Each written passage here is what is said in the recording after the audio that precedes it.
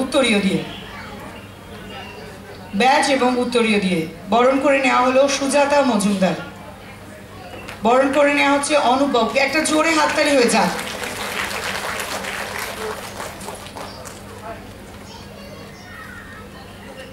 উত্তরীয় দিয়ে বরণ করে নেওয়া হচ্ছে কমলিকা ভট্টাচার্যকে এবং ব্যাজ পরিয়ে বরণ করে নেবেন সঞ্জয় শর্মা।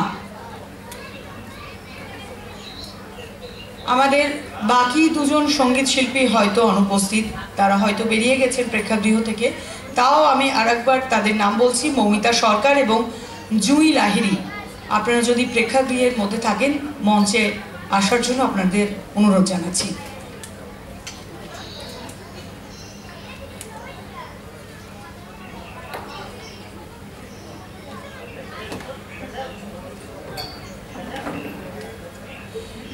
আমি সঙ্গীত শিল্পীদের পরে বরণ করে নেওয়ার জন্য ডেকে নেব আমাদের যন্ত্রসঙ্গীতে যারা ছিলেন, সিনথেসাইজারে কৌশিক ঘটক, গিটারে মৃত্যুঞ্জয় গোস্বামী, বেস গিটারে তরুণ সরকার, প্যাডে পাপ্পু ভট্টাচার্যকে।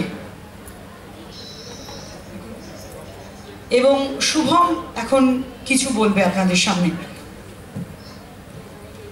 আজকে সঞ্জয় কালচারাল ইউনিটের মানে আমার জেঠু ফার্স্ট তার গ্রুপ নিয়ে পারফর্ম করলো এই স্টেজে। আমার সামনে বসে আছে আমার আইডল দাদা বিশ্বদেব কর্মকার।